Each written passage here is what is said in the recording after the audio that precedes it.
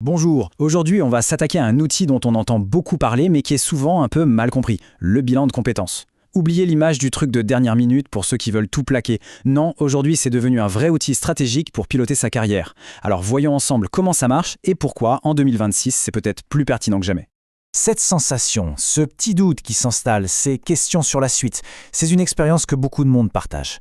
Est-ce qu'on est vraiment à la bonne place? Est-ce que nos compétences sont bien utilisées? Par quel bout on prend les choses pour réfléchir à l'étape d'après? Toutes ces questions sont parfaitement légitimes.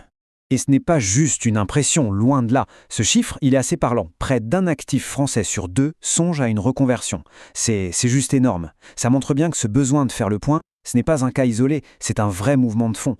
Alors voilà le programme, on va décortiquer ce qu'est vraiment le bilan de compétences, comment il peut être financé à 100%, comment il se déroule, étape par étape, et surtout, on verra les clés pour bien choisir son accompagnement et ne pas se tromper. C'est parti!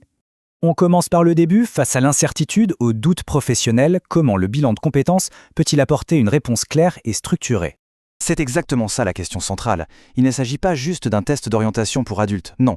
C'est une démarche qui est encadrée, qui suit une méthode précise pour analyser où on en est, ce qu'on sait faire, ce qu'on a vraiment envie de faire, et à partir de là, de construire une suite qui soit à la fois logique et réaliste.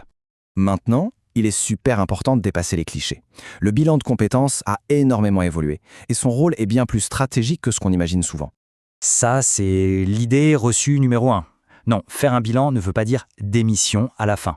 Pas du tout. Ça peut très bien déboucher sur une évolution en interne, sur une manière de redéfinir son poste actuel ou de préparer une transition en douceur. Le véritable objectif, c'est de reprendre la main sur sa carrière, pas de tout faire sauter. Et concrètement, qu'est-ce que ça apporte? Eh bien ça permet de mettre des mots sur ce qui nous motive vraiment, de déterrer des talents qu'on ne soupçonnait même pas et qui peuvent être très utiles ailleurs. Et le plus important, on repart avec un plan d'action solide. Le but du jeu, c'est de pouvoir prendre une décision, quelle qu'elle soit, de façon sereine et éclairée. Ok, parlons d'un sujet qui intéresse tout le monde, l'argent, le financement. Comment faire en sorte que cette démarche soit prise en charge et ne coûte rien ou presque? Voilà à peu près la fourchette de prix pour un bilan de compétences de qualité. Ça peut sembler être un certain budget, c'est vrai. Mais la très bonne nouvelle, c'est que dans la plupart des cas, il y a des solutions pour qu'il soit financé en totalité. En fait, peu importe le statut, il y a des portes d'entrée. Pour les salariés, le premier réflexe, c'est le compte personnel de formation, le fameux CPF. Pour les demandeurs d'emploi, on peut utiliser ce même CPF et parfois France Travail peut compléter. Et les indépendants ne sont pas oubliés, il y a des fonds de formation dédiés. La clé, c'est juste de trouver le bon guichet. Et ça, c'est une info capitale, la confidentialité. On peut tout à fait lancer cette démarche de manière hyper discrète si on utilise son CPF pour faire le bilan en dehors de ses heures de travail. Il n'y a absolument aucune obligation d'en parler à son employeur. C'est un espace de réflexion personnelle et qui reste protégé. Bon, d'accord, mais concrètement, ça se passe comment un bilan? À quoi ça ressemble? Ce n'est pas du tout une boîte noire. En fait, le processus est même défini par la loi et il se déroule en 3 grandes phases. Avant de regarder les étapes, juste un ordre d'idée sur la durée. On parle d'une vingtaine d'heures en tout, mais attention, c'est étalé sur plusieurs semaines, entre 6 et 12 en général. C'est un rythme qui laisse le temps à la réflexion de mûrir, ce n'est pas un sprint. Le parcours, c'est un peu comme un entonnoir. C'est très logique. D'abord, la phase d'investigation. Là, on ouvre grand les portes, on explore tout. Ensuite, la synthèse. On analyse, on fait le tri, on confronte ses envies avec la réalité du terrain. Et enfin, et c'est crucial, la conclusion débouche sur un plan d'action, avec 2 ou 3 scénarios bien concrets pour la suite. On ne repart pas avec des yaka, faucons. La réussite d'un bilan, ça repose énormément sur la qualité de la personne qui vous accompagne. Du coup, le choix du centre et du consultant, ce n'est vraiment pas un détail. C'est une étape clé.